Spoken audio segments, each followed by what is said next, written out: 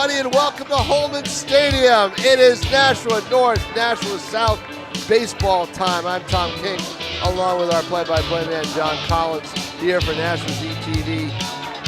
And it is a beautiful night for baseball at Holman Stadium. Maybe the first of many times we'll be here, John Collins. I don't think we'll be here for another high school game, though, unless it's one of these teams sneaks into the state semifinals, because they're not having the kind of year that would get them home field for the first round if they make it. On the line tonight, the loser is going to be really on the ropes to get into the tournament. The winner probably could get in, especially if it's South. If South wins, I think they're pretty much clinching a berth. But if Nashua North does not, they're going to be in trouble. They're going to need to win out their final game to the next day to maybe have a chance of being in a very crowded mix at the bottom of the field. But it's a beautiful night for a game. Well, I think you just summed up. My question was, did any one of these teams have a chance for the playoffs? And as you just analyzed it, South best chance, both teams with one game left to play in the season. North will be playing Keene tomorrow, and South will take on Londonderry. South comes into the game with a record of 6-8. North at 5-13. As they play 19 or 20 games, sometimes they depends on the school. South's going to end up playing 18. North's going to play 20. North took on Andover, Mass, and then I think one other game out of state that worked in their favor. Anyway, leading off for the Panthers, take it away, John Collins, is Joe Ruthier, who is tonight's pitcher, by the way. Yeah, how many times do you see this? The pitcher for South is leading off in the lineup, and he swings and misses. We're underway here at Holman Stadium. On the mound tonight for Nashua North, Spencer Bergeron. He is going to UMass, I believe UMass Amherst next year to play baseball. He'll be the cleanup batter for North when they come to the plate. This was inside out, and it makes its way over the second baseman for a base hit for Ruthier. Into that sun-splashed outfield. It's going to be tough for the outfielders, I think, early on in this game. Let's set the Titans defensively for you. Catching is Andrew Ashworth. Over at first, Kenneth Jerez. At second base, Connor Mullally. At shortstop, C.J. Barrett. And at third base, Sam McCarthy. We'll talk a little bit more about him later on. In the outfield, left to right, Noah Ouellette and Mike Rogers. And McCarthy feeds it to the shortstop, Barrett, on the first base. And Michael Jensen in right field. And nearly a double play, but the good speed of the two-hitter, Ryan Pencala, who we saw play basketball. Right. Well, here's what James Guy, the head coach of South, has wanted to do when he took over this program 2 years ago, was build this team around Pencala and this kid, Pat McDonald. They call him Irish Thunder. He's having quite a year. He's close to 500 with 6 homers and a ton of RBIs. Throw over to first, not in time. Pat McDonald, the catcher for South, and you can see the Panthers sporting those old-fashioned uniforms with the stirrup socks. Oh, sure. James Guy's an old-fashioned guy. He's a traditionalist when it comes to baseball. He's a Yankee fan, John. That's why. Oh, yeah. Well, they're either brand new uniforms or they dipped into the old uniform chest in the equipment room to get these out here. Hammer to right field. 3 balls to the opposite field in a row. McDonald has got himself a hit, and onto third base goes Pencala. First and third with 1 out for the Panthers here in the first inning of play. That's one thing that South can do, John. They can hit the baseball. If there's any weaknesses on their team, it's basically, I think, on the pitching staff. Ruthier has not won a game yet this year, but he's not a bad pitcher. But they've struggled on the mound, but they can hit the baseball. And they're a drama team. We'll see how this game goes, because they're a walk-off team one way or the other. They've been that way like 4 or 5 times this year, with games going down to the last at bat. Of course, this is a home field for both of these teams when not playing each other. Today, South acting as the visiting team. And there's going to be a conference now as Mitchell Coy will go down and talk to his third base coach. Coy, the third baseman for South, with a great opportunity here, batting with only one out, and teammates at the corners. A fly ball could knock home a run here, among other possibilities for South. With this excellent offense that Tom talked about. This throw down to second base, and it goes into center field. That's going to be a run just given away by the Titans. And on to third base goes McDonald. Yeah, I don't think anyone got over there in time to cover, really, John, but the throw did sail. And you need to back up that throw. You know, you've got to use your two infielders on that play to back up the throw. That wasn't done. Throw it into center field and run scores. It's 1-0 Nashua South, thanks to the error by Ashworth. Hard hit ground ball, but right at the first baseman's going to score another run. It's an RBI ground out by Owen Amigo. That's an aggressive play by James Guy. You've got the catcher, mind you, at third base. Not exactly a ton of speed. And he is off at the crack of the bat. Jerez, who looked home, had no play at first base. I mean, no play to throw home except to make the play at first for the second out. So that was Mitchell Coy. Owen Amigo up now, and he also goes to the opposite field, and he gets a base hit. Boy, they're taking Bergeron all the other way. You noticed that right away. That's a game plan, John. Yeah. That's not coincidence. They came in knowing what they had to do against him. And swinging early in the count, Tom. Yes, you're right. So we've had 5 players come to the plate, 5 opposite field hits and ground outs and fielders' choices. So the guys on the right side of the field, that's first baseman Jerez taking the throw from Bergeron. And also the right fielder is Mike Jensen. He's had a couple opportunities. There goes another stolen base attempt, and safe at second. Yep. Throw was a bit up the line, but a it little looked wide. like If it was on the money in front of the bag, yep, I think they have him. But Amigo steals the base after the base hit. So 3 hits in the inning for South. 2 runs are in. They lead it 2-0 here in the top half of the first. Of course, high school baseball, 7 innings. Strike on the outside corner. Now, John, we've seen hitters take the ball to right the opposite way. Let's see if they can do it the other way. Let's see if the left-handed hitters can time Bergeron to be able to get him and hit him away to left field. Alex Parrott, the batter, the right fielder for South, looks at a fastball away. Bergeron works fairly quickly. He's been pounding the zone. Of course, they haven't let him get into deep counts. The batters for South have not. That is a foul tip at the plate. Alex Parrott wears the number 7. He's the first left-handed batter in the lineup for South, who lead 2-0 with 2 out here in the top of the first. As Amigo leads off the second. Goes the runner, strike 3. Swung through it. So a successful top half of the first for the Panthers as they put 2 on the board and send 6 batters to the plate. So it is South 2 and North coming to bat here at Holman Stadium, where we have our first hint of the summer, Tom.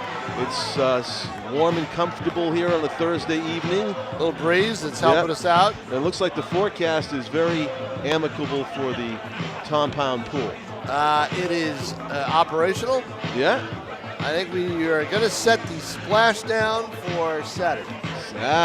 Saturday's going to be the day when we take our first splash. Oh, the forecast's talking about 90s. Well, see, that's the idea is you wait till then when the water is warmed up by the temperature. I think Friday's supposed to be warm too. Not 90s, but warm enough.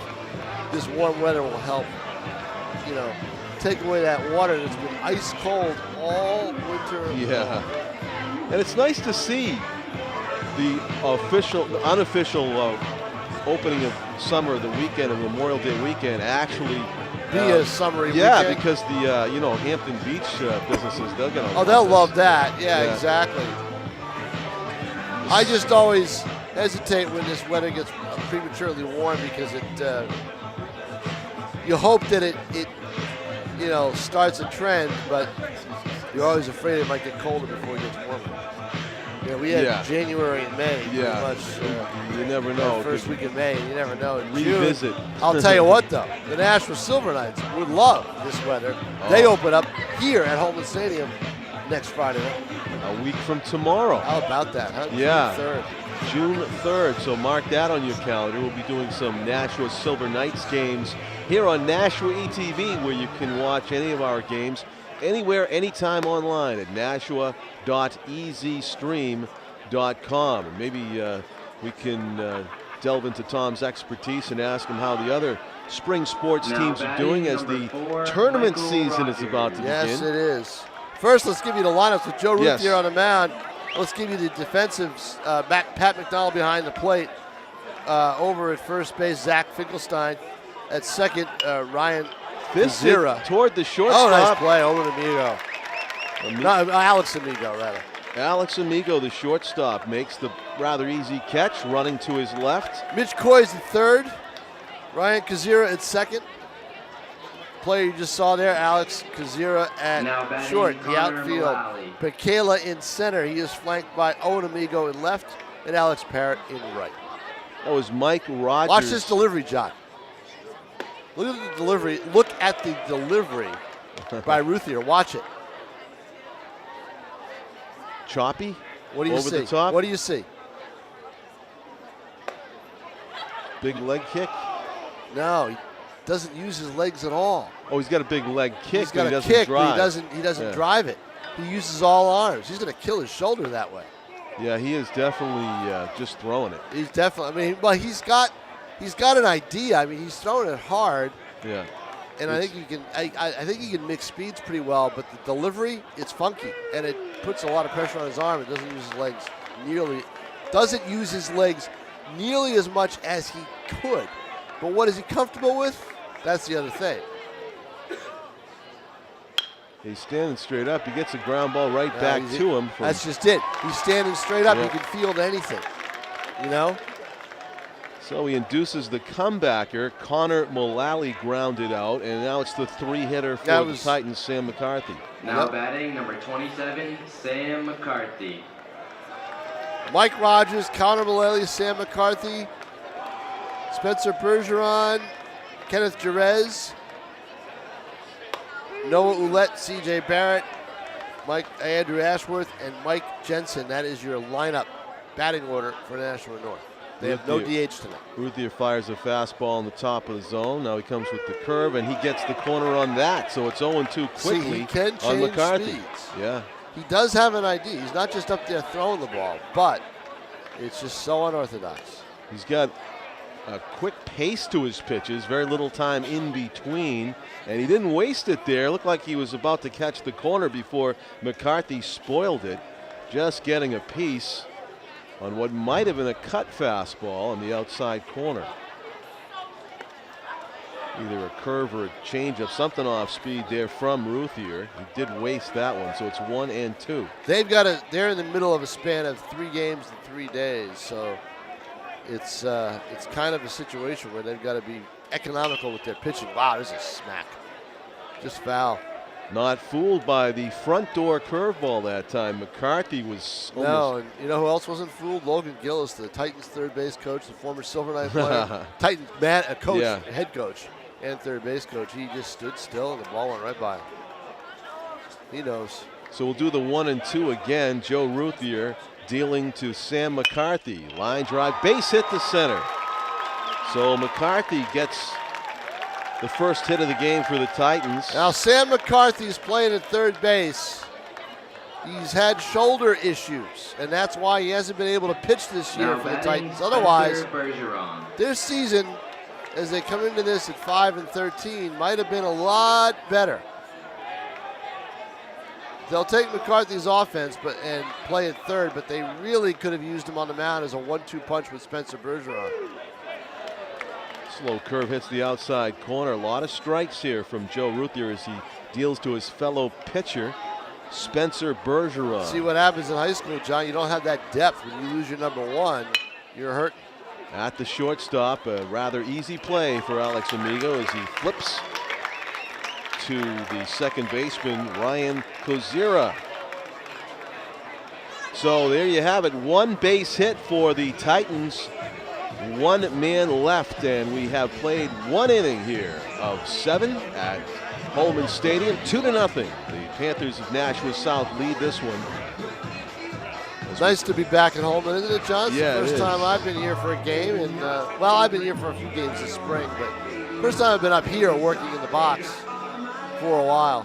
Field looks great as usual. Just that little choppy spot out behind second base towards the right field side. Oh, the grass, especially if you're probably out there standing there. You can see it clearly. There is a kind of threadbare section. Other than that week of constant drizzle and rain, really, we haven't had a whole lot of moisture. Right.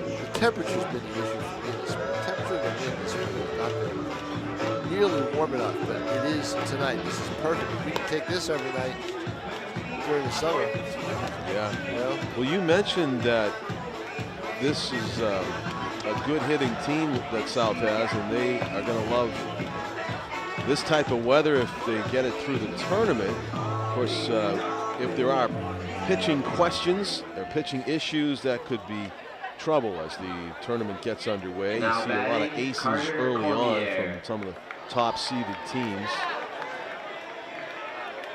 So we're into the top of the second inning, and it is Bergeron's turn to throw nothing but strikes here as he works to Carter Cormier, the designated hitter for the Panthers. In the other sports, John, the best local team right now is the Bishop Girton Boys Lacrosse. BG Girls Lacrosse is very good.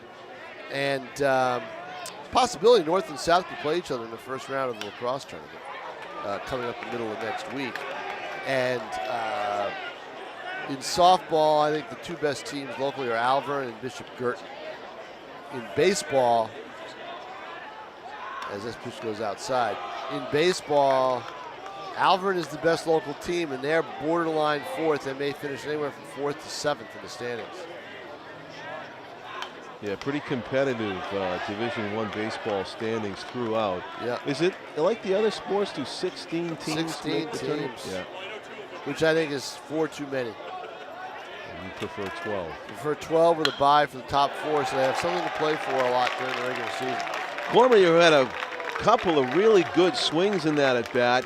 Hammers a line drive single to center, and he is aboard, a leadoff batter aboard here in the top of the second for the Panthers. That'll bring up Ryan Kozira as the 7, 8, 9 batters get a crack at Spencer Bergeron. Because think about it, John.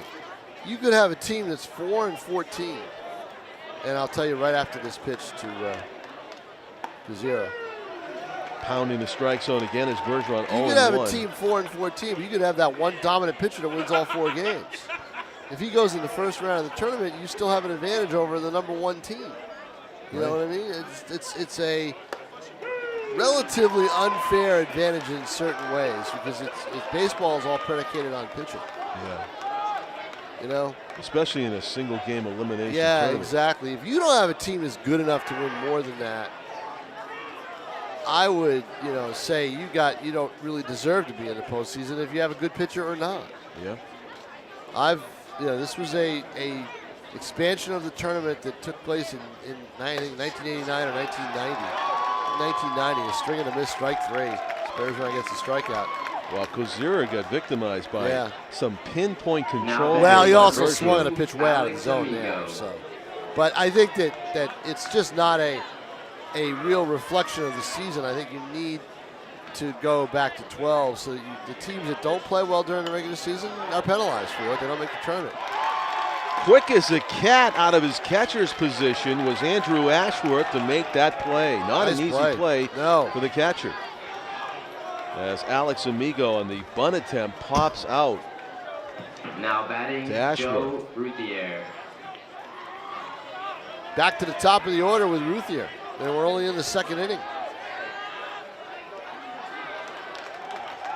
See, they are flailing at Bergeron's off-speed stuff. I think he threw mostly fastballs in the first inning. Yeah. He's changed it up a little bit with this second go-round through the order. So 1 aboard, but 2 out now as Joe Ruthier, the leadoff batter, just waves at the second swing and a miss. No kidding. And not even remotely competitive in the box in those two pitches. He was sitting fastball, and he got a fastball on neither pitch. So he's down 0-2. And Bergeron gets the sign and continues to work quickly toward the mound on one easy hop and underhands to first. Bergeron gave up the leadoff single, but retired the next three batters quickly. So Cormier is stranded. We go to the bottom of the second, still 2-0. The Panthers of Nashua South in the lead. Yeah, I guess good pitching means not only just mixing up your pitches within an at-bat, Tom, but then second time through the order, maybe you change your approach. Got to change your approach. I'm sure they talked about that in the dugout before he went out to start the second inning. It's something that good pitchers will be able to do, and those who aren't that great will just stick with their stuff and try to use their best stuff to get it over.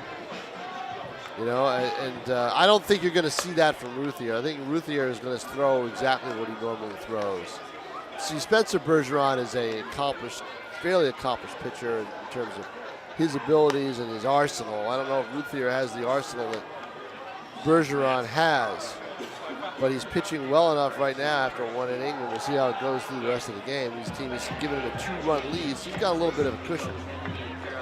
His delivery reminds me, and I'm sure it's not exactly the same, but of Jim Codd, who pitched in the major leagues for about 20-something years and was very, very durable.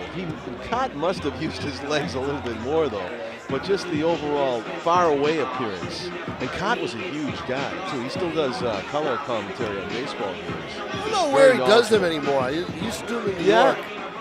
I don't know if he still does them somewhere. Maybe he does them somewhere else. I'm not sure. I caught him last year somewhere. Maybe. He's good. He's got to be like around 70 years old. He's getting up there. These are all guys we watched. And half the 2/3 of the audience. So what are you talking about? COT, C-O-T, Right, And what is it? K-A-A-T. K-A-A-T is how you spell it. White Sox, Twins, he pitched for everybody. Ruthier with the slow curveball, and he gets Jerez to ground out to short. Amigo, knowing that Jerez doesn't have great speed, kind of flipped that ball as though first base was 10 feet away.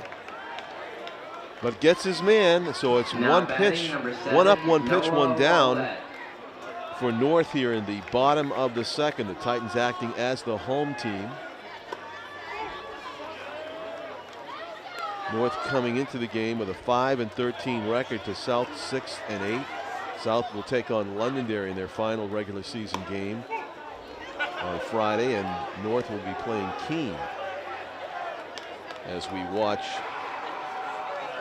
Noah Willett, the left fielder for the Titans, take his first at bat of the game against Joe Ruthier. Ruthier missing outside with a couple pitches, and now it's Willett who is in the driver's seat, ahead in the count here as he digs into that right-handed batter's box. And Ruthier's going to take a little bit of a walk to try to gather himself and regain his command here. 4-pitch walk, uncharacteristic of what we've seen from Ruthier so far. So with one out, the Titans have one aboard in Noah Willett. Now batting number 11, C.J. Barrett. C.J. Barrett, the shortstop, gets his first at-bat of the game. In the 7th spot in the order for the Titans here. Man on first as Ruthier looks over his left shoulder. And he hits the target, hits that glove that was put up by Andrew Ashworth on the outside corner. 0-1 the count to Barrett.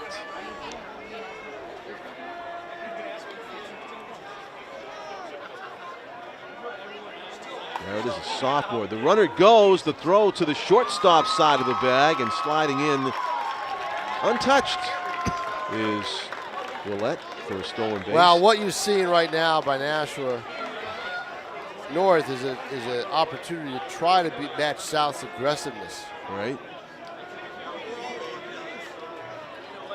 Takes away the routine double play possibility, and that's what we see as shortstop play, and it's made again by Alex Amigo. That was a tailor-made double play ball had the runner still been on first. So Barrett grounds out, 6-3, 2 outs, man at third, and Andrew Ashworth, the catcher for the Now Titans. batting number 17, Andrew Ashworth. Ashworth to the plate with an RBI opportunity here. His team trailing 2-0 in the bottom of the second. Ruthier will stay in the stretch with the runner at third and misses the outside corner with the fastball. 1 ball and no strikes. John, the other aspect of this game, and we did this game last year, Ricky Constant threw the no-hitter for Nashua North. The Titans and Panthers. The Panthers have not beaten Nashua North in at least a half a dozen years. Dating back to when B.J. Neverett was the head coach at South. It's been a while.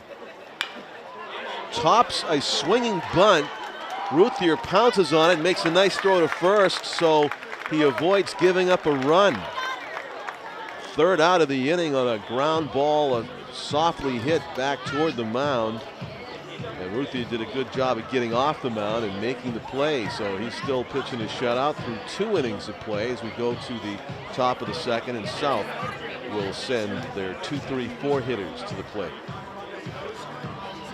Beautiful night for baseball at Holman Stadium, and there'll be a lot more coming up through the course of the next 2 months. 2+ months. We'll be the end of May. We go to the end of July and into early August.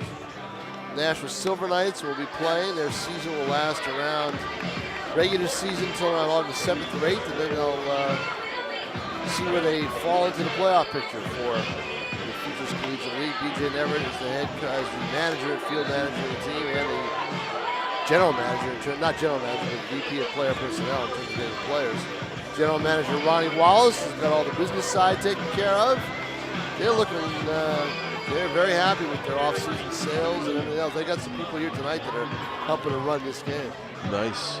So. And I see the paper's been profiling a lot of the players that you will see at Holman Stadium. Yeah, those are advertised. Those are advertisements that they provide for us. Okay. I didn't realize that. Yeah. The player profiles in the front of the sports section. But it's still informational. Exactly. They're very informational, and so will be my story. Now, yes. And it's been a year where we didn't know what the situation would be, who would own them. Drew Weber, still the owner. He's signed a purchase and sales agreement with a minor league mogul named David Heller to sell the spinners, the little spinners. Oh, there's a slap off the glove of the third baseman, McCarthy, but the batter will be safe. That'll go as a base hit for Ryan Penkela, Tom. Penkela, he's an aggressive hitter. Penkela So anyway, Weber has sold the spinners. It's in the process of being sold. But he's held on to the Silver Knights. Interesting. So we'll see how long that takes place. Penkela had reached on a fielder's choice in the first inning and came around to score one of the 2 runs for the Panthers. Well, this is the group that you want up with 2-3 people. But I'll tell you something. They would have had, talk about the injury to McCarthy for North. I'll tell you about another South injury. In that timeout as Bergeron, McDonald steps out, and Bergeron a little flustered because he didn't deliver the pitch. Yeah, he hung on to it. I'll tell you in a second after this pitch what has affected South this year. Pat McDonald rips it to left. He's got 2 hits. Yeah, look what they're doing now. Bergeron has come back to throwing the ball inside. Look at Penkela taking third in front of the left fielder. He's gonna score. And the ball gets away, and he's going to come home. Another error for North. All the way to third base goes McDonald. That's their second of the game. It will not go as an RBI for McDonald. He did drive Penkela over to third base with the good aggressive base running going first to third. Having a little trouble out there in left was Willette, Tom. It might have been part of that field where it gets a little choppy in the outfield. He seemed to have trouble with fielding it as a ground ball. Picking it up and being able to make the throw, and he lost his grip on the ball. He might have had a play at Penkela at third, but good aggressive base running by the Panthers. No, that's just it. They're being very aggressive in this game. Last year Ricky Constant hit them, and I think that I kind of had the feeling that they sat back in that ball game against North. I think this year they came in with the attitude, we're swinging, we're going for it. Yes. And they're doing that right now. They have a player on the bench with his arm in a sling. We see him at all come out at any point during this game to greet a player or congratulate a player. His name is Nick Perkins. He would have been their starting first baseman, and he probably would have been their cleanup hitter. That would have given him Penkala, McDonald, and Perkins as a 2-3-4. That would have been pretty formidable.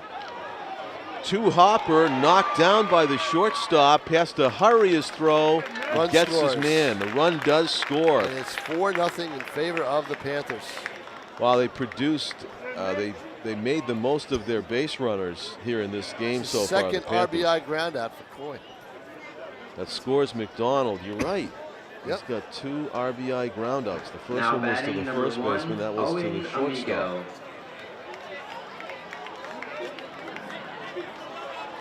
So that's what you get for being a cleanup hitter with some pretty good batters up ahead of you. You can get the most out of your groundouts. Did you notice that right there?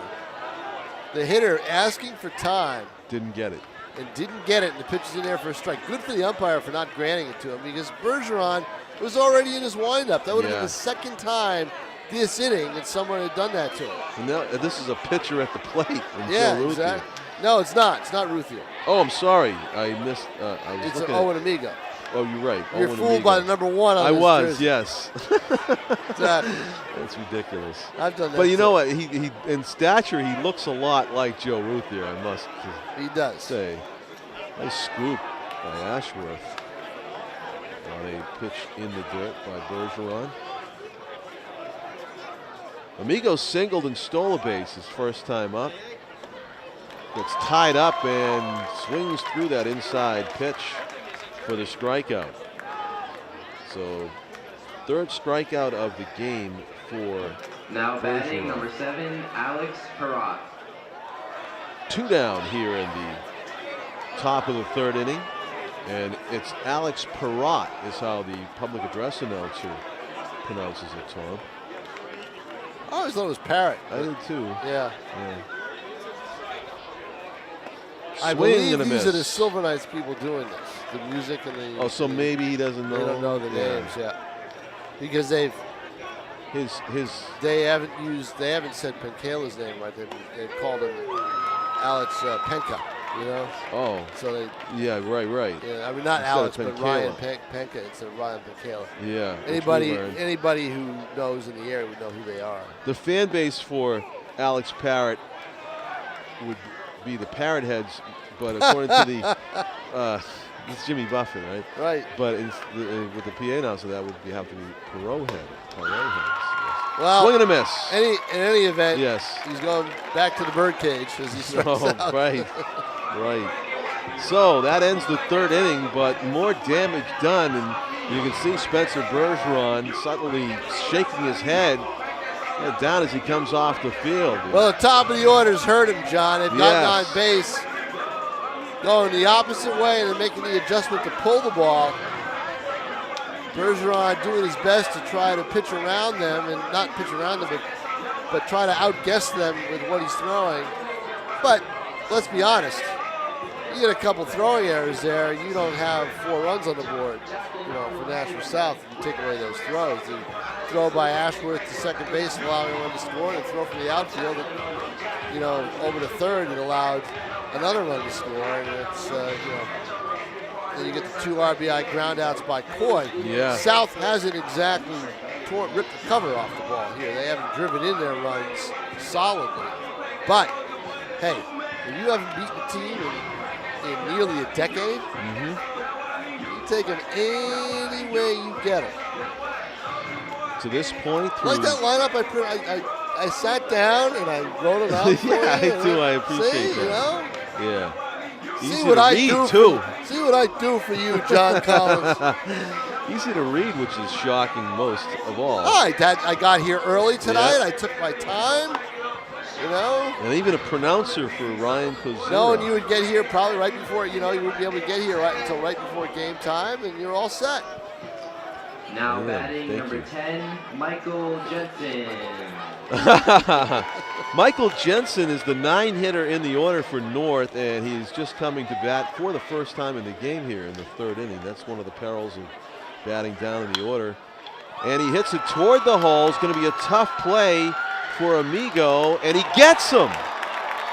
In the hole, Alex Amigo with a strong throw to get Jensen by a hair. One up, one pitch, one down. And very much appreciative of that play. Now batting number 4, Michael Rogers. Is Ruthier. Back to the top of the order, Michael Rogers. Sweeping curveball stays inside to Rogers, who lined out to the shortstop his first time up. I put a little star next to that defensive play by Alex Amigo.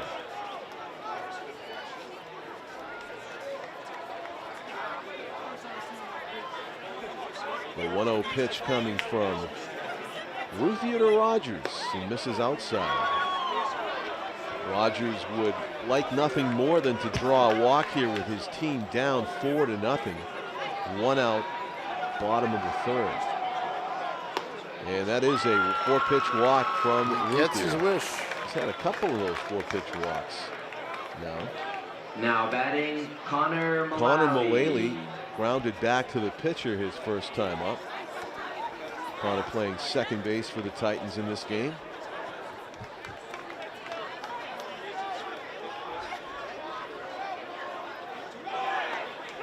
Runner goes, one hopper to second, Got and they got him.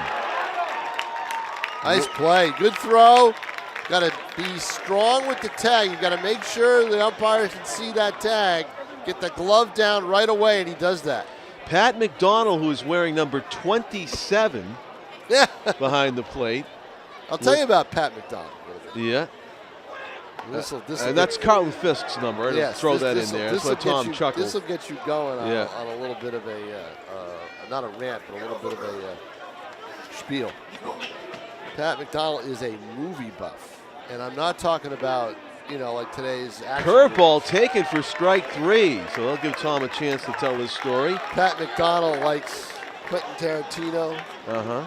Is it Christopher Nolan? I'm not sure. I'm not sure the last name. He likes the artistic directors. Okay. In their movies. Yeah. This is a high school kid, John. Right.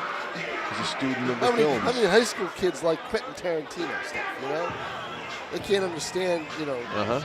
That's his thing. I know, but that's his thing. Yeah. Does he like Fever Pitch?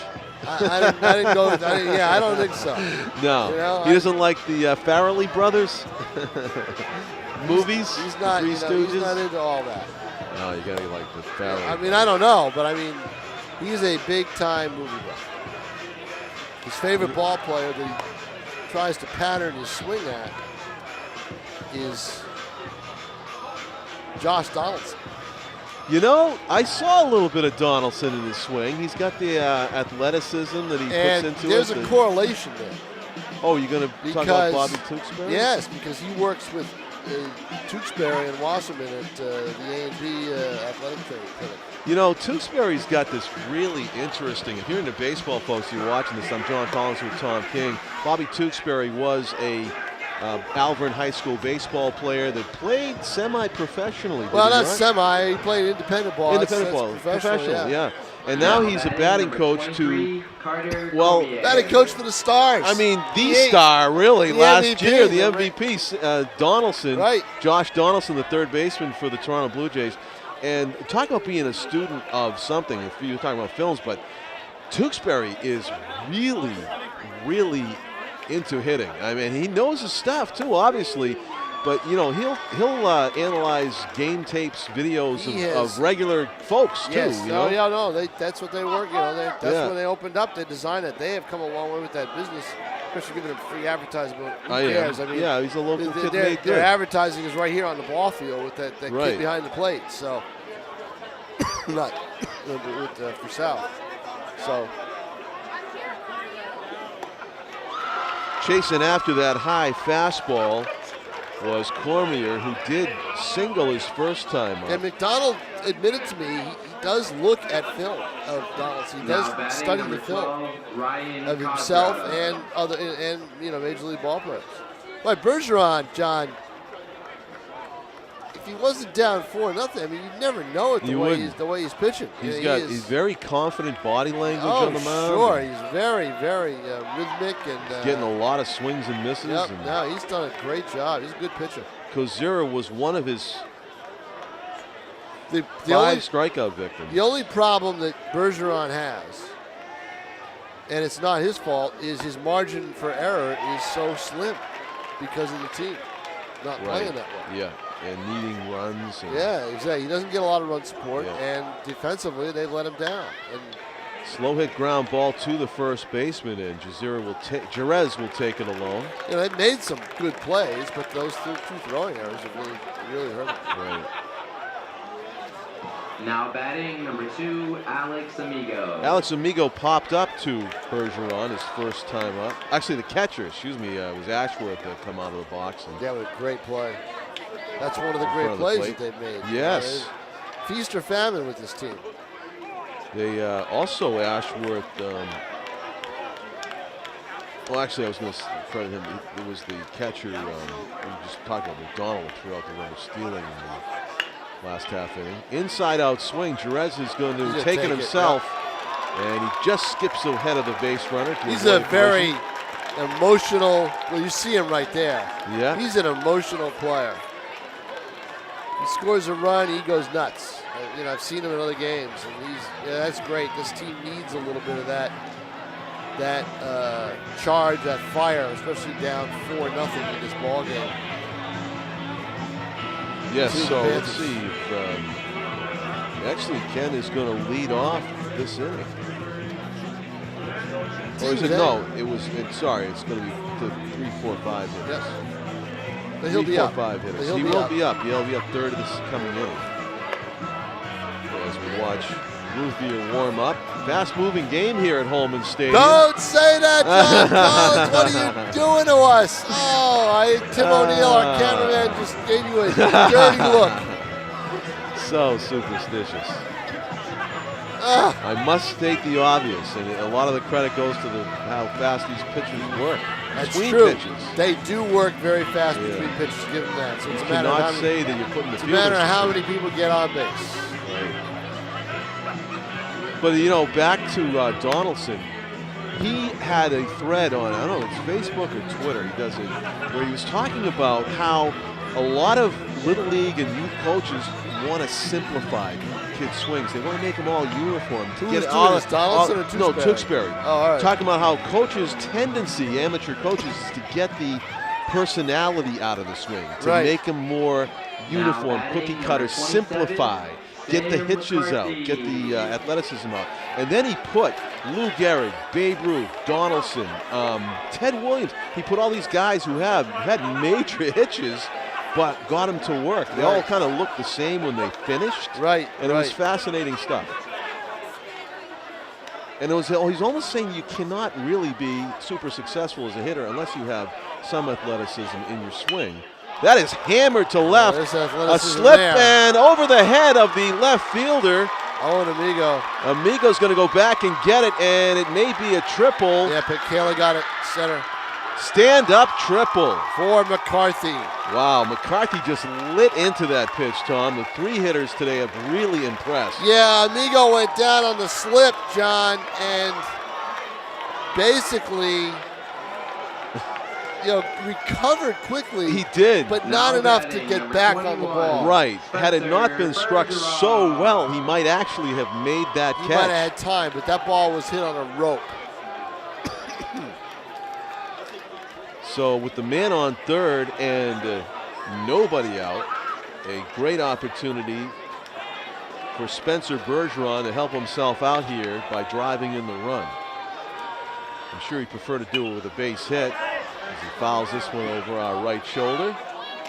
You got to look at a pretty decent crowd here for a high school game on a weekday. Yeah, good crowd for 2 high school teams on a school night, because I believe it's school tomorrow. Oh, it is a night game technically, folks. You're seeing some remnants of sunshine here. Well, it's lighter later this time of year. Exactly, lighter. You gotta love it. Yep. So you do love it. It changes your whole approach to a day, really. Nice long day. But good crowd here tonight, and it's good to see that it's a good crowd for two teams that are struggling. You know, they're not the best. If I can stick and in there's a lot of students in this crowd. This is a big kid-laden crowd. There's a lot of kids in this crowd. Yeah, Spencer Bergeron awaiting the pitch. Line drive into center field for a base hit. Kind of a softly hit one hopper that just eluded Amigo. Yeah, boy, I thought somebody would have gotten that. Eluded Ruthier and Amigo. Of course, Amigo shaded the other way. Looked like Kozira had a shot at it too at second base. Yeah, he did. I think Kozira would have been the one to field it. Because everybody shaded the other way because of the right-handed hitter. Right. So it would have been Kozira's ball to try to get it. He just got off the bat slow. RBI single for Spencer Bergeron. Plate Sam McCarthy. The 3-4 hitters come through in a big way. And Ken Jerez calling for timeout as he gets in the box. Slightly open stance forward in the box. Setting up on the far outside corner was McDonald, and missing his spot there. Ruthier came inside with it, but jammed Jerez.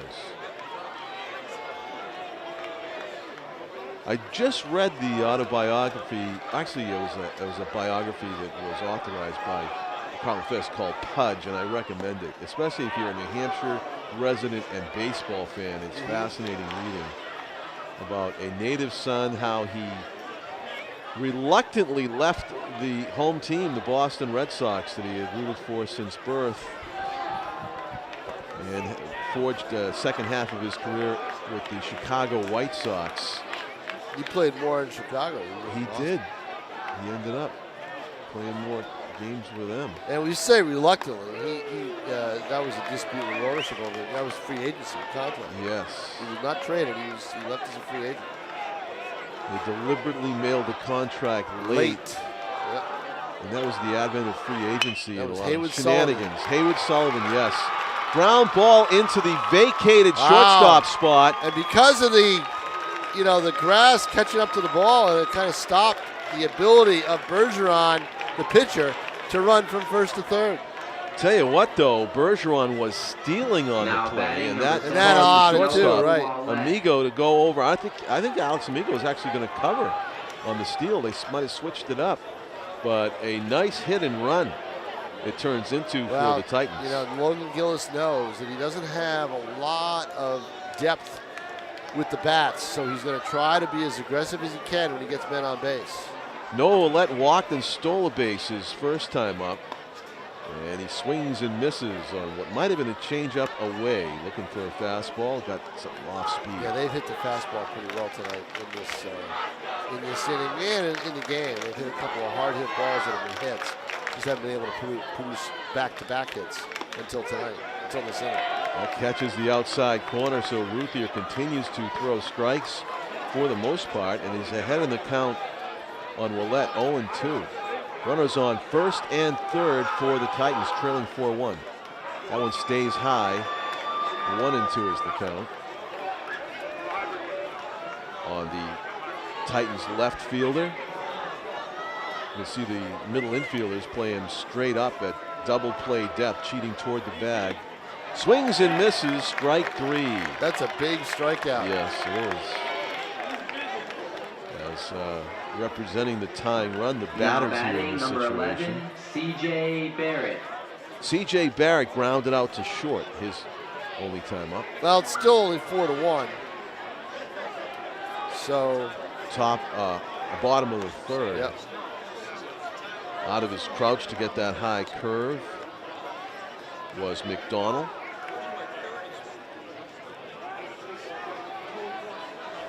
Actually, we're in the bottom of the fourth. This game, it's bottom 4. Okay, it is. This game was pace was fast. He spoke. And of course, what's happened since you said that? Things are It's true. It's been a best inning for the Titans so far, with 1 run in and hoping for more. Ruthier caught the outside corner with that previous pitch, a fastball. Let's see what he comes with here.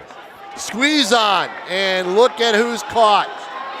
Bergeron in no man's land. Actually should have went back to the base. Tagged him with the glove, had the ball in the hand. Bergeron's looking for some kind of a ruling, and now he is going to get, he's still alive, I think. Are they going to call him out? They called him out originally on that original tag. I thought the way those guys reacted as if the The tag was with the glove and the ball was in the hand. Could have been, but in any event, they ruled it out. The umpire called him out. Umpire called him out. And that ended the play. Yeah. So that was the confusion. And the players kind of knew it. I think the catcher knew it, the runner knew it. Yeah, but the umpire had called him out. But the whole deal there was the muffed squeeze. Yes, that's the key thing. Let's talk about it. It was a curveball, and he missed it. And that's what Gillis is arguing about a little bit, but he also pointed to second base. I don't understand why. But in any event, that takes them out a little bit and puts more pressure on the hitter now to drive in Jerez from second.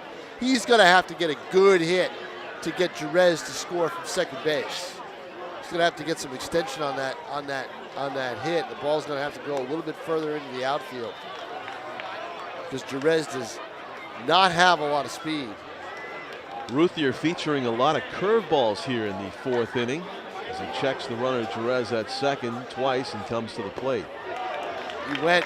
Strike three. Yep. That'll do it. Big strikeout. He got 2 big strikeouts in that inning. And the muff squeeze allows Ruthier to escape the fourth, up 4-1. And he also will be facing the 8-9 hitters in the fifth inning. So there you see the line score. And it definitely favors South to break that losing streak against their intra-city rivals, the Nashua North Titans. John Collins with Tom King, our cameraman Tim O'Neill. Here we are at Holman Stadium. With a good crowd on hand on a Thursday night. Yeah, you know what? From the voices, I haven't looked outside, but from the voices I hear, I think there's people above us in the suites too. So high school game, luxury suite for a high school game. How do you get a luxury suite for a high school game? You just ask? Yeah. Just go in. Right. Yeah. You'll be paying next week. You got to be alert when you're up there. There is the seating that's out there in the balcony. Oh, for foul balls. Yeah. Yeah, you do. You got to be alert. Now that netting, you can see it on your screen. I wouldn't know. Right above where the pitcher's head is at, perspective-wise. That saves us a lot. I mean, you see a lot of balls. Very few balls just come over the, I'm going to jinx this again, right? The balls just come over the screen and then get in the press box. If the danger spot is up in the suites, the luxury suites. And I once saw the great Miri Goyette got hit in the face with a foul ball and refused to leave the game or her seat for the rest of the game at Holman Stadium. Really? Wow. Yes. Miri Goyette, the godmother of Nashua. And a lot of that book, that Pudge Fisk book, was about New England toughness. Well, Miri Goyette showed it to me that day. That's good. Ruthier swings and misses, and you know he had a time with the curveballs his last at bat, Tom, and Bergeron's going right back to it. How did he like his time in Chicago? He really enjoyed it. I mean, he made it his second home. He moved his family out there. Right. And they had the 1983 Go-Go White Sox that they actually had a chance to win the World Series with, and they stumbled in the postseason. But they still had a reunion of those guys. I mean, they really liked each other and loved each other. The friendships they made, that Fisk made with that 83 team, probably surpassed his friendships with his 1975 teammates in Boston, if you read the book. And he did not get along with Ken Harrelson. That's not a surprise. The 1 year that he was the GM, it didn't go well. No, that's not a surprise. No one really got along well with Ken Harrelson. There you see the ball get fouled back into the screen. He was the GM of the White Sox, but of course Harrelson was also, during Carlton Fisk's heyday, for at least most of it, or the first part of it anyway, in a Boston uniform. Harrelson was the color commentator for the games on TV 38. With Dick Stockton at least one season, right? I watched those with Dick Stockton was the play-by-play man, and Hawk Harrelson was the... Yeah, and he loved Jim Rice, man. He thought he was the best. Did. And he was the best at that time. Ground ball, softly hit. Jerez will have no trouble. That's at least his third or fourth unassisted ground ball out that Jerez has was made. Doing it for a few years, and I think there's... Bob Montgomery. Bob Kurtz did the play-by-play for a little while. Oh, Bob Kurtz, yeah. And then the great Ned Martin transitioned from radio to TV. Yeah. And that was before Sean Now McDonough. batting, I think. Ryan Yes, it was. Pesca. Yep, right before McDonough. And then Orsillo had it for the longest time. Now it's Dave O'Brien. Big swing and a But miss. as And far plus as O'Brien moved over to, we're getting to a national connection here, folks. O'Brien moved from the radio booth to TV, and as Tom has written about, Tim Neverett. Tim Neverett is now the Red Sox radio play-by-play man with Joe Castiglione. You can hear Tim Neverett discuss the Red Sox every Tuesday, normally at 1 o'clock on Fisherman King on ESPN. Yeah, There's a there free you go. plug. Stick it in there. There's a free plug. Hey, it's the information and education Right, channel, that's so right. we'll say that. Golfing at it, that's going to go to the screen, a late break, Yeah, he didn't touch it. but Pencalo's speed, he's He going did to not get get down a there. piece of that bat. No, I mean, of that ball with his bat. and the catcher, Ashworth, really batting got a number piece of it. 27, So Pat 2 McDonald. strikeouts in the inning, but 1 man reaches, so only 1 out. And we get to watch Pat McDonald work his magic at the plate again. He really looks like Donaldson with that, the hands and the waving of the bat. I can't tell you that. Yeah, because because I'm a little bit of a student of Donaldson you've too. watched Donaldson, so. It's very similar. The runner goes and there'll be no throw. Stolen base for Well, I'll Pencalo. tell you, if South gets a man on base, they're doing something with it. Most high school teams do. I mean, they put a lot of pressure on the defense, and in high school baseball, that works an awful lot. Right. That's why Well, no lead is safe in high school if baseball. Pencalo can get to third, then Mitch Coy could get his 3rd ground out RBI of the game here, possibly. A lot of coaches will complain that this coach or that coach is running it up and he's stealing up 9-0 or whatever. But if he's doing that in the first 5 innings, I go for it because you have the mercy The rule. mercy rule can save some arms. No doubt about it. Ground ball, hard hit at the third baseman. Knocks it down. That throw is going to get airmailed. Yeah, it does. It's going to score a run, too. From second base comes Pencalo with the 5th run for the Panthers. McCarthy made a nice play to knock it down, but then he panicked and threw a magic carpet ride over the head of the first baseman, Jerez, and a run scores. The 3rd throwing error, all on throws for the Now batting Nashua number North 8, Titans, Mitch and they have Coy. helped South now to a 5-1 lead. Here's a question for you, Tom King. Hot smash, is that a base hit and an error to let him get to second, or is it a 2-base error? I think the good throw had him. Okay. So Good throw had him at first base. So McDonald reaches by the error. He's 2 for 3 with 3 hard hit balls There's at second only one base. error, and that's on that throw. Fisted to shortstop. Throw is in time for the 2nd out to get Mitch Coy. You see, if McDonald could have got all the way to 3rd on that error, then Coy could have got his 3rd RBI ground out. Exactly. That is Now batting number 1, Owen Amigo. just an out that moves the runner up to 3rd with 2 outs. Owen Amigo has singled, stolen a base, and struck out in the game thus far. Right hand hitting left fielder. Takes a strike. From Spencer Bergeron, he finds himself down 5-1 here in the top of the 5th inning. Jams Amigo with the fastball inside, so working both edges of the plate. Bergeron's ahead in the count, 0-2. Key at bat here as far as trying to keep that 6th run from scoring from 3rd base with 2 out. Nice block by Ashworth. Keeps it in front of him.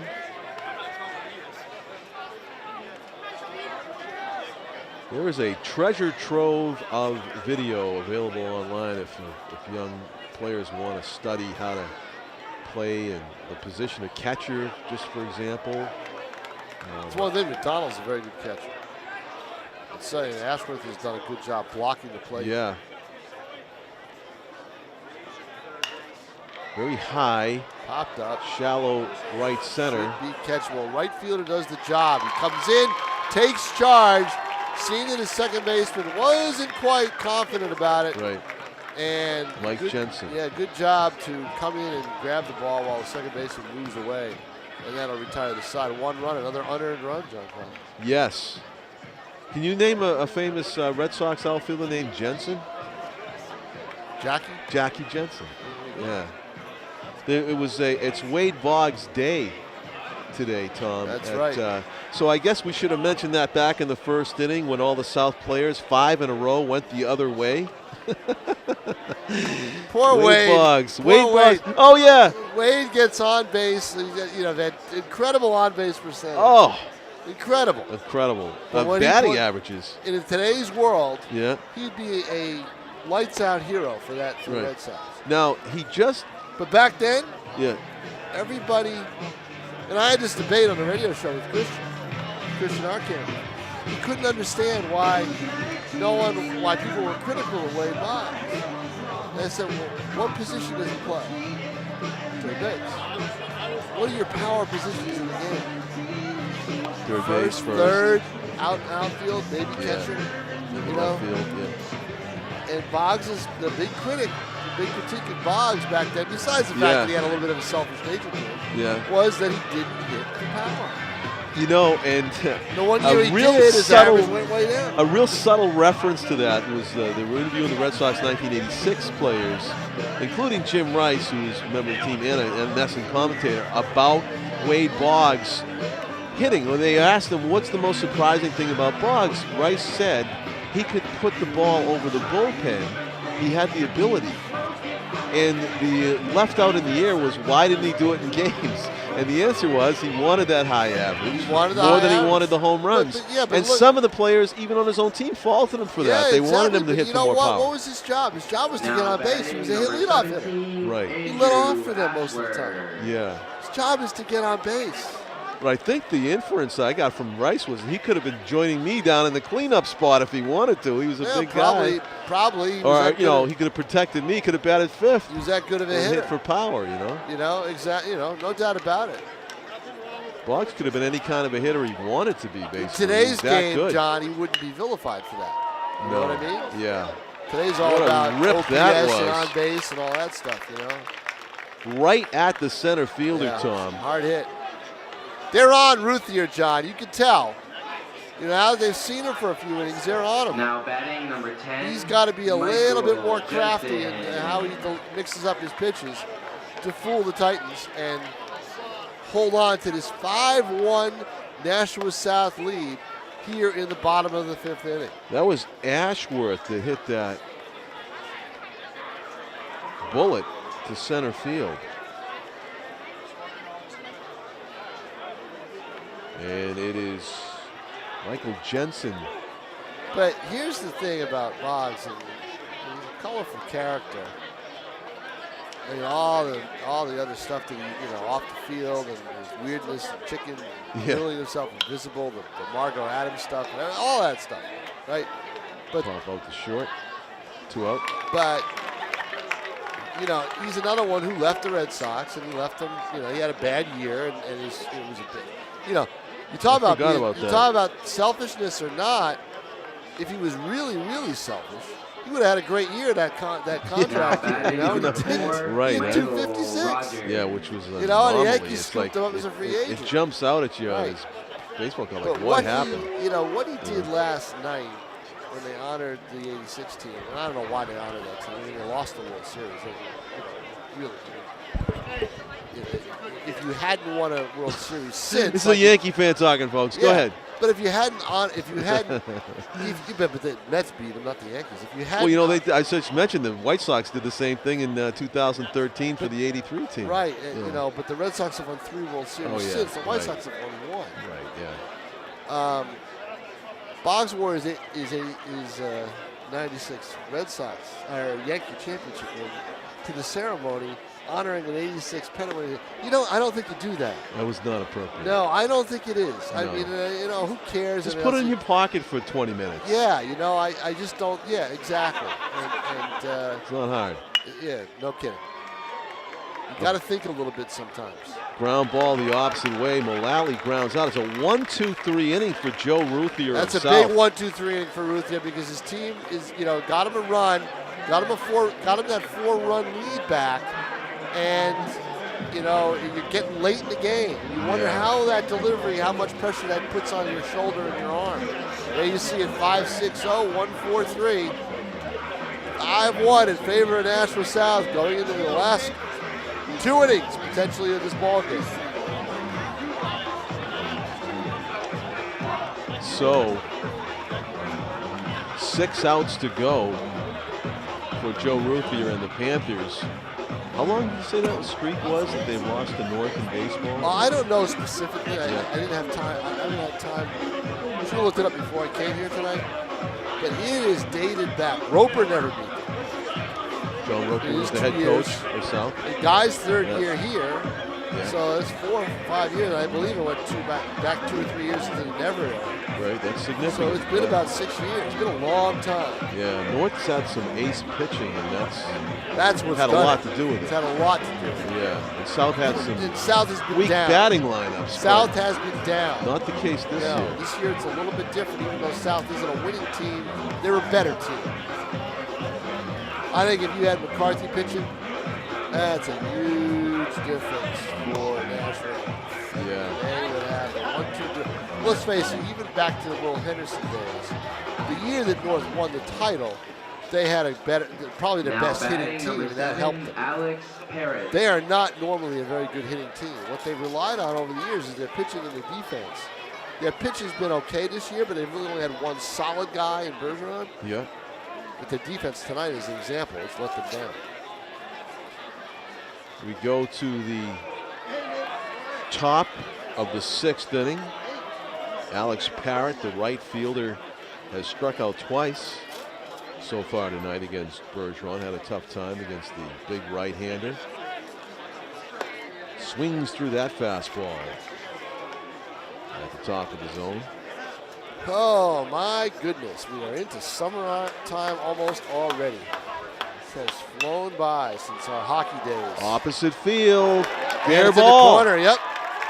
Parrott goes Wade Boggs on Spencer Bergeron to get in the hit column. A Boggs double. hit doubles. Yes, all What's day wrong long. What's wrong with that? Yeah, You know, you hit a double. nothing. Took that fastball the other way to lead off Now here batting in number 23, the 6th inning. Carter Cormier. Trying to get some insurance runs. See, Rice also, who was the third baseman when Rice was playing a lot Well, in the field? And you'll Hobson see what and Rico were there. And well, you'll see what I'm alluding to. It's Butch Hobson.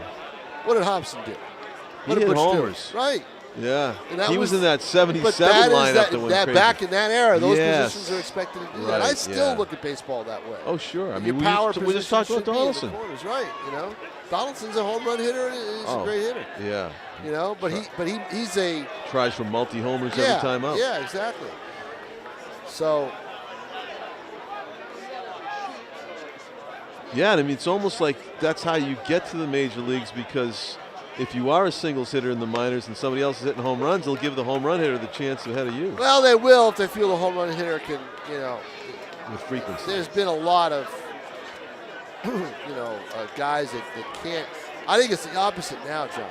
I think that the on-base guy is getting the promotions more than the home run guy. This is strike 3. Looking. Yep. Because I'll give you a good example. It's Butch's own son. Now Casey. batting number 12, Blue Jays Ryan organization. He's Double A. It's Cosgrove. his second year in Double A. It's his Oh, yeah? third year really Yeah. in Double A ball, and he's basically a home run strikeout guy.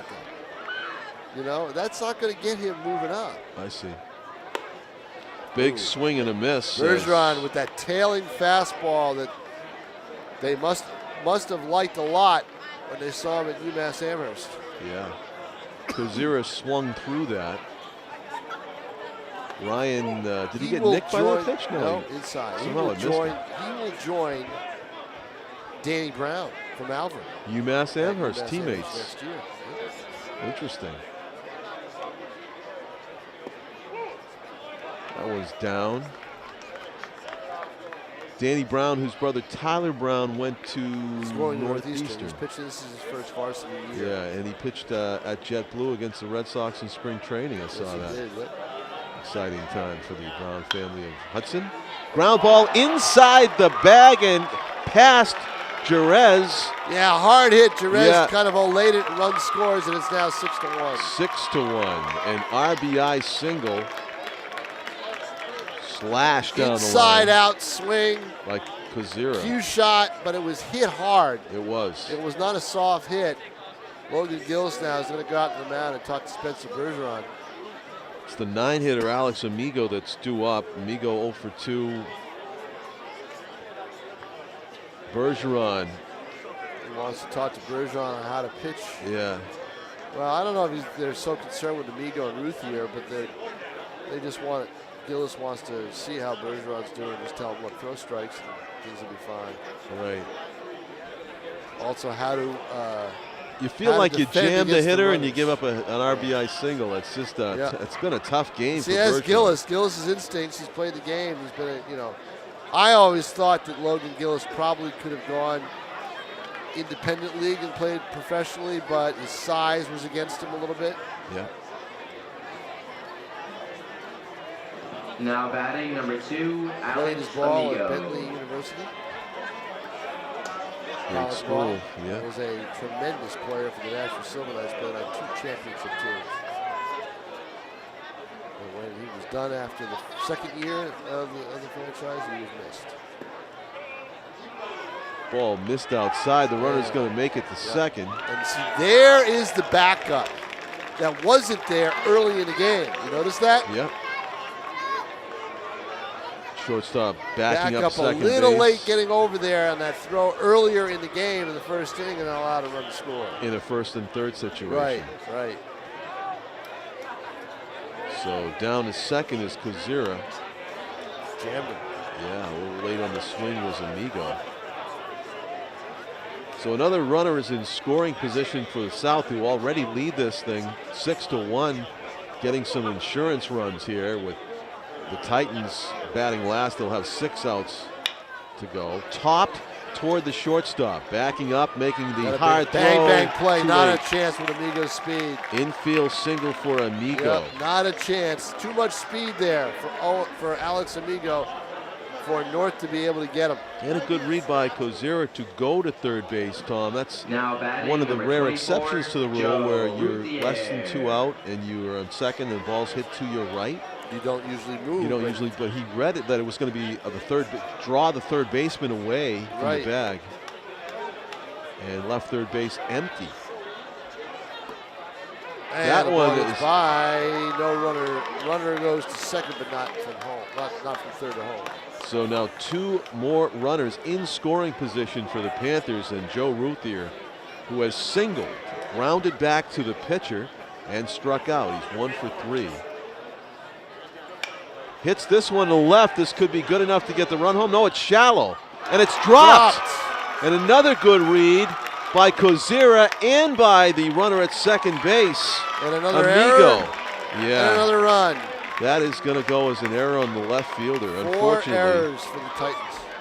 Willette, good read, good charge, and the ball just was repelled off the Now leather. batting number 10, Ryan And a Tenka. costly error at that.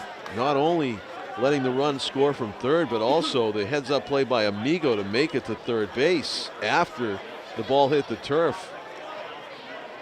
Tough luck outing for Spencer And now the Bergeron. game has been broken open. It's 7-1. Here's the throw out of second base, cut off. Relentless pressure being put on. Yeah, they by are. the They are going Panthers. for it. Yeah. Hey, you lose to this team at least 6 straight years. To your city rival. Yeah. You get a taste of it. You're going to keep your foot on the gas. And You're going to make them pay for those other years. yeah, you know what? Bergeron does not want to see McDonald get up here with the bases loaded, I'm sure. No. Penkela has grounded out to actually hit into a fielder's choice and then scored. He singled and scored. Scored 2 of the runs. He's stolen a base. Takes a strike.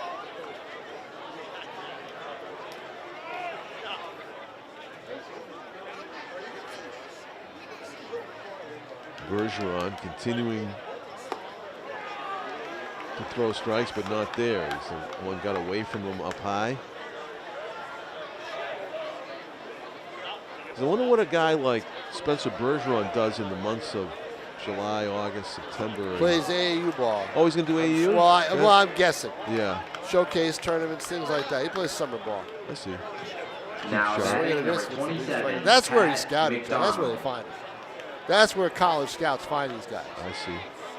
Because if you wait for spring in New England, you're not going to see. Yeah.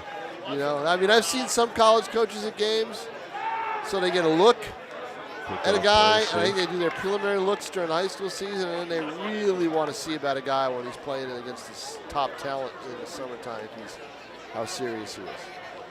McDonald has singled sharply twice and also reached on a hard hit ball to the third baseman. That ball hard, but right at the shortstop. And high throw, but Jerez does a nice play job. By Jerez. He nails McDonald. But if anybody can take it, McDonald can. He's built like a catcher.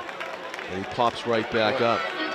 So that is the third out, but more damage done by the South Panthers as they seek to break a losing streak against their intra-city rival Nashua North Titans. They lead it 7-1 here after 6 times at bat. Coming up in the bottom of the 6th inning will be North, trying to make a major comeback here. North came into the game with a record of 5-13.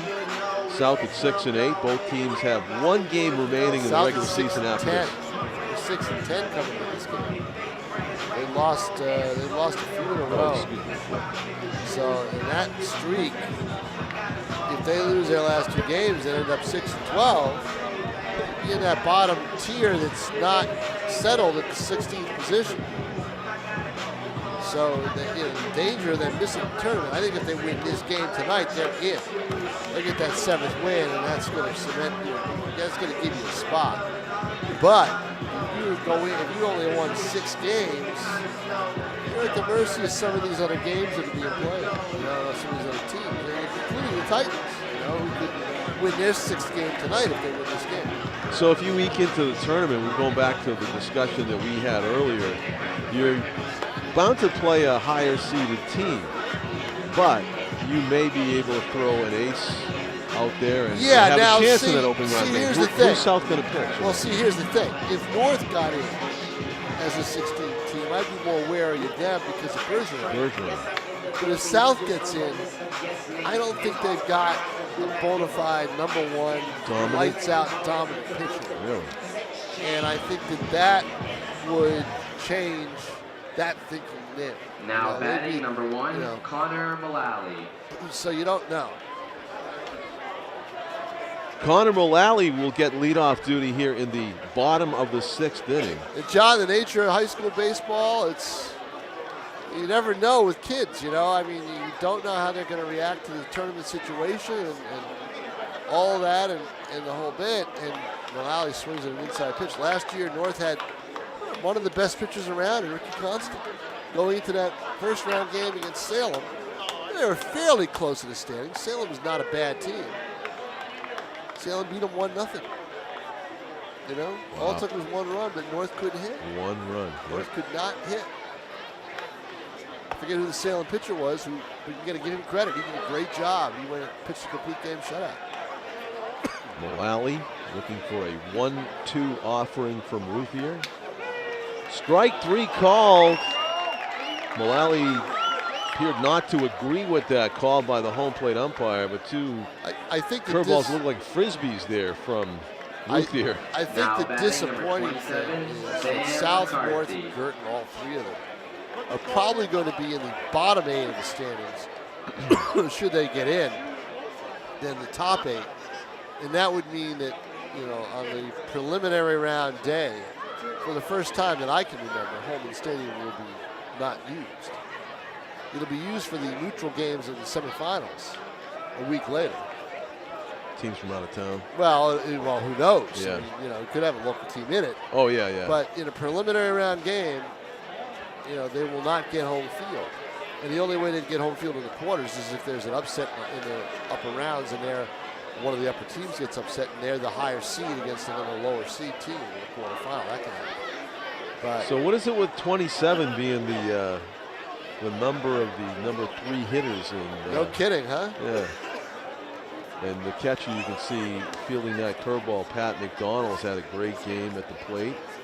And so has Sam McCarthy, up for the 3rd time for the Titans here. He has singled and tripled over the head of the left fielder. He's not gotten a pitch to hit yet in this at-bat. Ruthier's rhythm's a little off. Don't you notice that a little? Trying to be maybe too fine here. Yeah, a little bit. He's way forward in that box. But he just puts his foot up and puts it down, so that's a strike call high in the zone. 3 balls and 1 strike. That's a strike against McCarthy because of his height.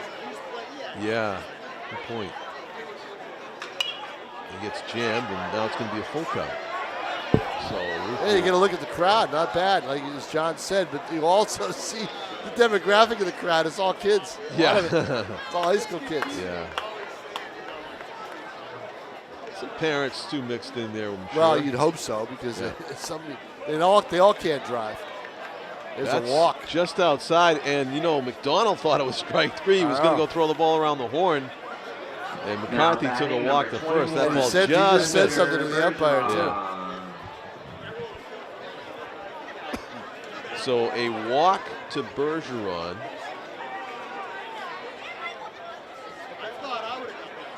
Ken Jerez has grounded out to, actually, that was a walk to McCarthy. Excuse me, Bergeron is the pitcher who has grounded out to short and singled. In 2 trips, this is his 3rd time up in this game. Ground ball eats up the third baseman into left field. He didn't touch it though. We'll await the official scorer's decision as it got past Mitch Coy. First pitch swinging was Bergeron, and now first and second. Hard hit enough. I'd give in high school, I'd give him a base hit. At the college or the pro level, I'd make that an error. But high school, I'd give it a base hit. There you go. Ken Jerez has ground out to short and singled. I do take in the ability of the level of play in some of those games. Curveball misses outside. Get a few more hits with the aluminum bat too. Although they did the -3 thing a few years back, and that kind of deadened them, so they're not quite as liable. Ooh! How'd that miss Jerez? I don't know, but it missed off the glove of McDonald. Everybody moves up. Yeah. So now you got runners in scoring position for the Titans, and a chance to cut into that lead of Nashua South. Kenneth Jerez with a dual RBI opportunity here.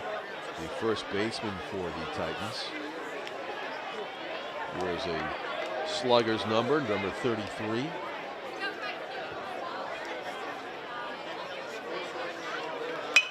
Hits it hard towards center.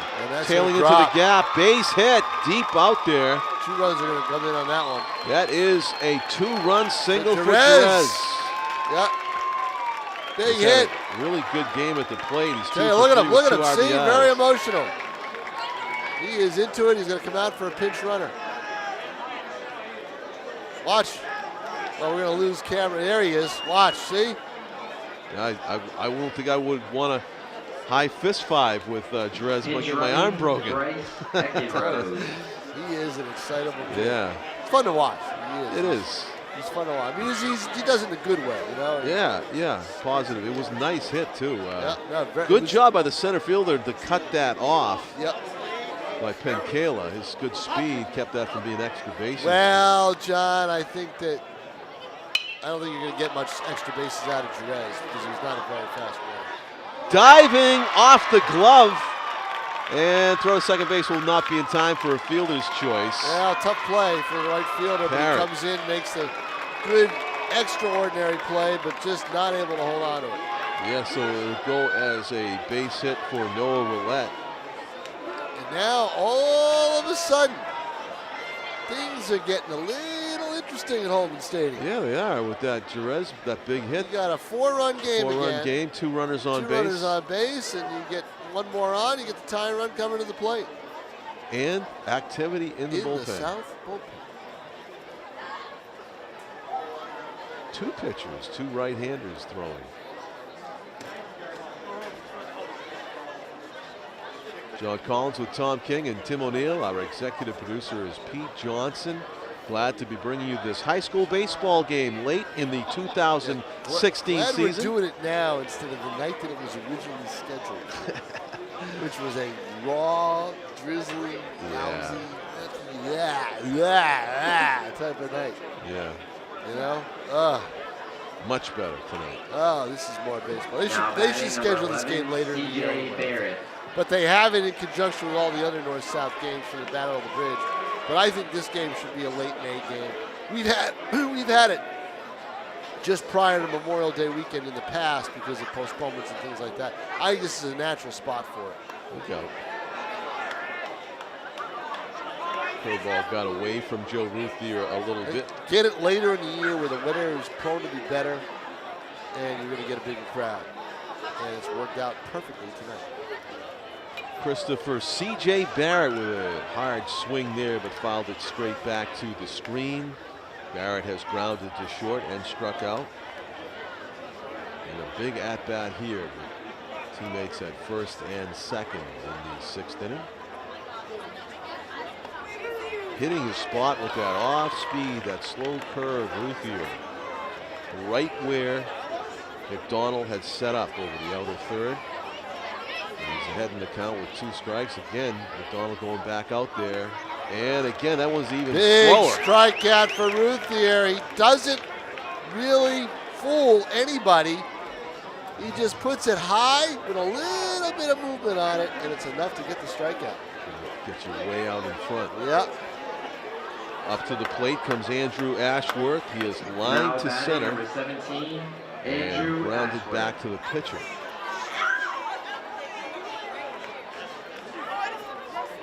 Would like to find a gap here. Oh, another repeat of the opening pitch to Barrett as Ashworth ducks underneath it. 1 ball and no strikes.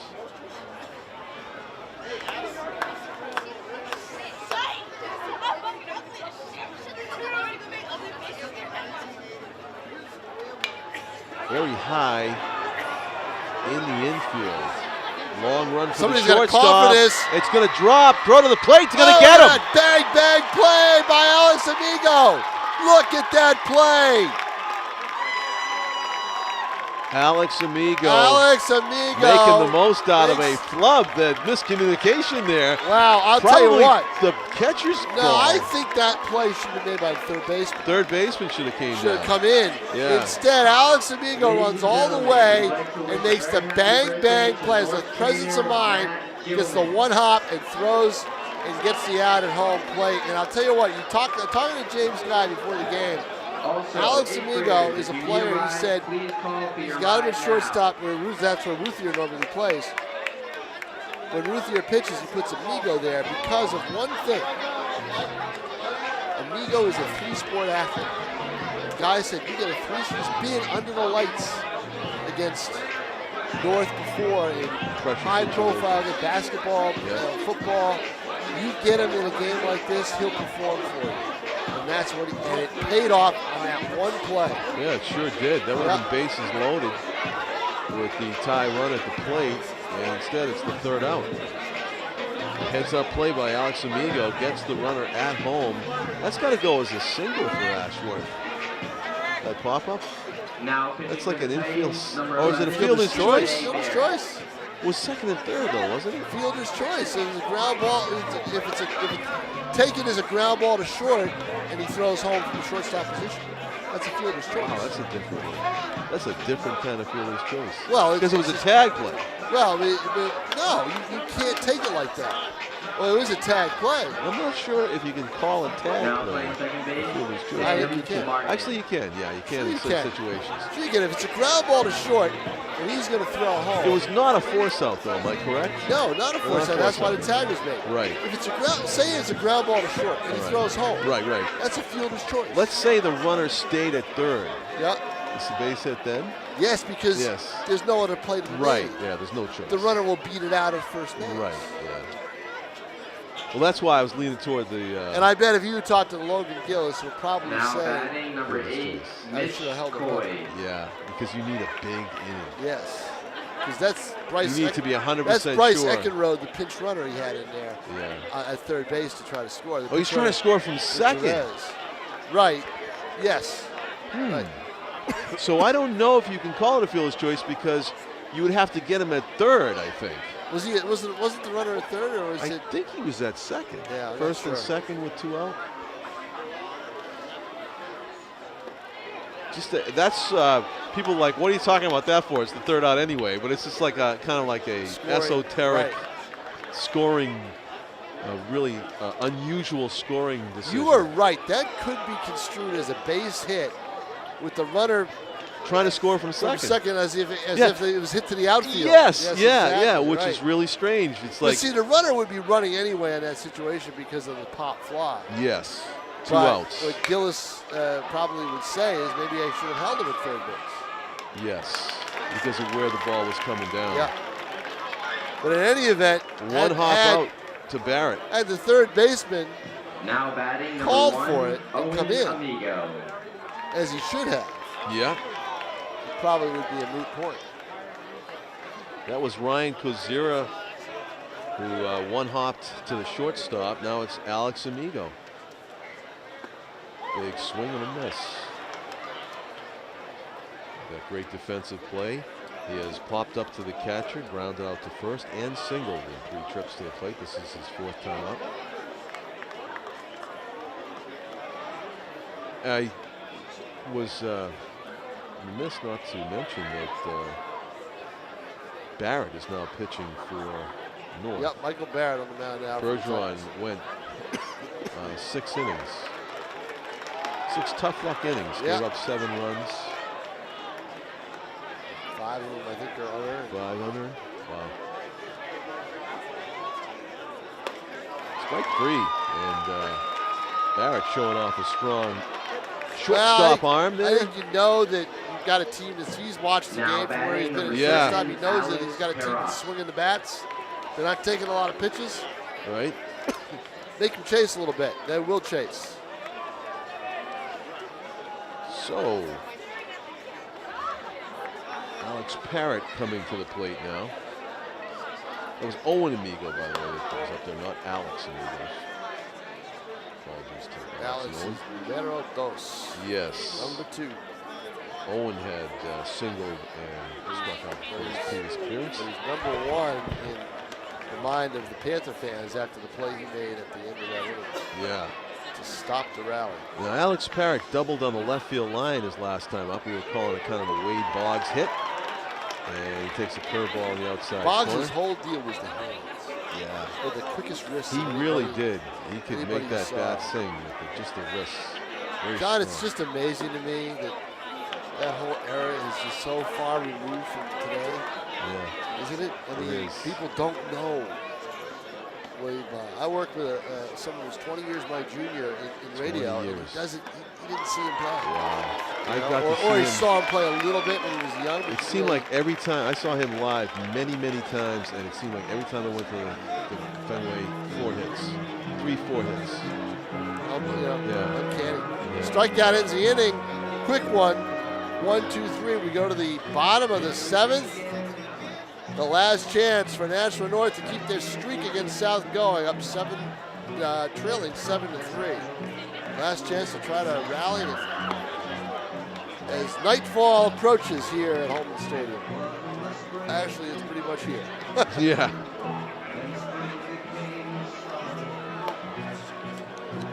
Silver Knights will open up a week from the end of this week. We're taping this on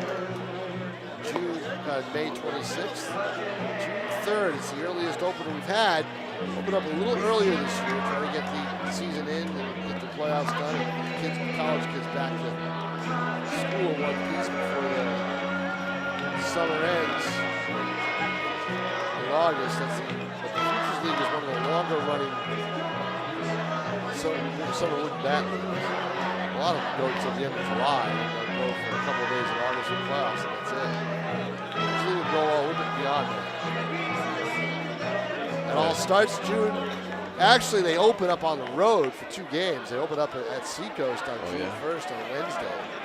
Their I was home looking forward to opener- that. You've done it sometimes by yourself. They have that matinee game that the Silver Knights Kids do. game. The kids game. It's during the school year too, isn't it? It'll be coming up. It'll be a week from Tuesday. Okay, yeah. It'll Yeah. be June. Let's see, 3, 4, 5. So it'll be June 7th. And do they start in the morning with that? 11 a.m. 11 a.m. Yeah, like Patriots Day. Yeah, it's a lot of minor league teams do that. Yeah. Field days for So kids. if you're watching and your kids want to go, I think that's a possibility. If Well, you're your in the school national will. schools. it's up to the Nashua schools. Up to the schools, yeah. And you said the Silver Knights do a good job of selling that ahead of time. They've do. already gotten in contact with the schools, probably offered them that. Oh, that's already and they all fill done. the place. They've got a done it built-in all. crowd. Oh, Yeah. yeah. But regular folks can go too if you happen to have a Tuesday off. Exactly. Joe Ruthier has pitched himself a whale of a game. He sure has.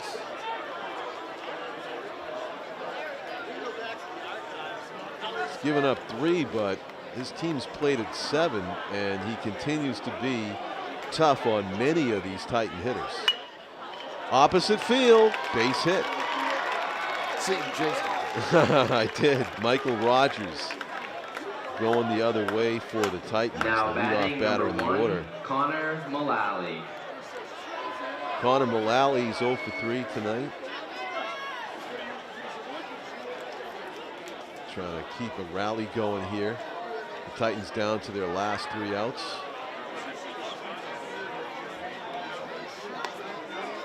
Stays up and in. You get to see Sam McCarthy hit, barring a double play here. McCarthy's in the on-deck circle.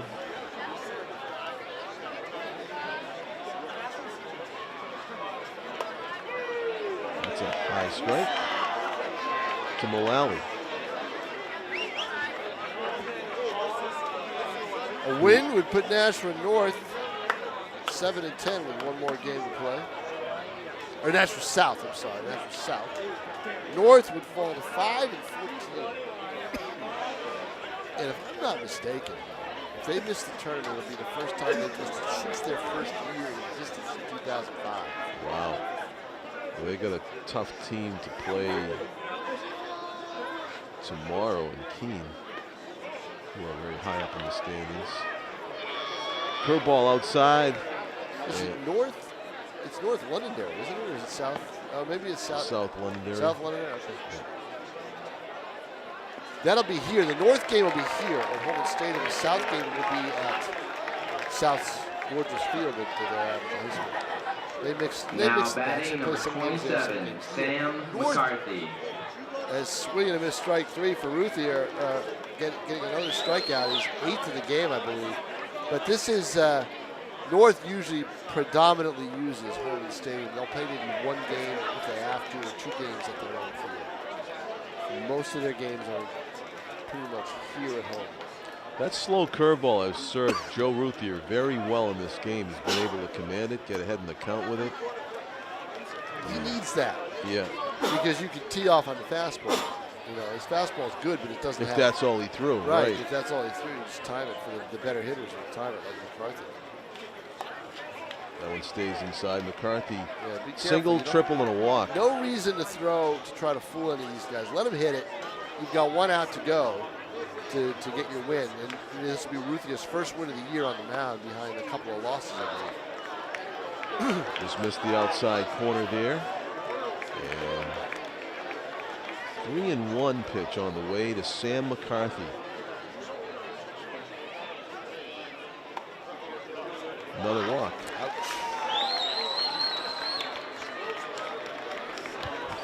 Disciplined at bat by McCarthy. 21, Well, you know, I think he was pitching around a little bit. Yeah, he but I don't did. see why, though. You know, you Right. need that 1 out. You only need 1 more out. So. Right.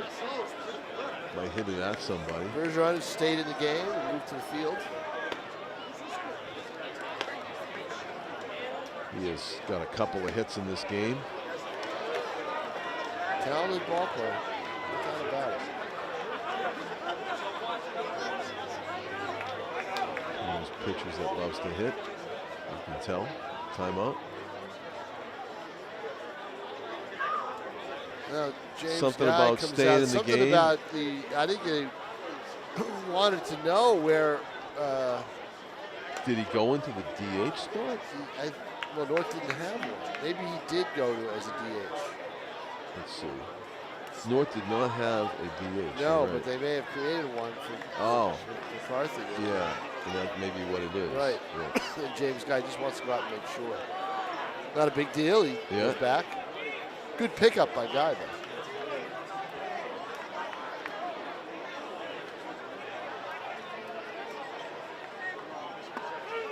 Takes a strike.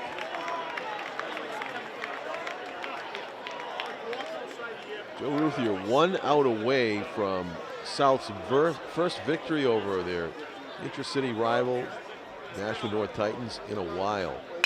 Hard hit ground ball toward the shortstop. He's going to flip the second for the out that seals the victory for the That'll Panthers. do it. The Panthers could do a little victory dance. You saw a little bit of it there with the high steps as Nashua South comes back after years of frustration against their city rivals North, and they pick up a 7-3 win.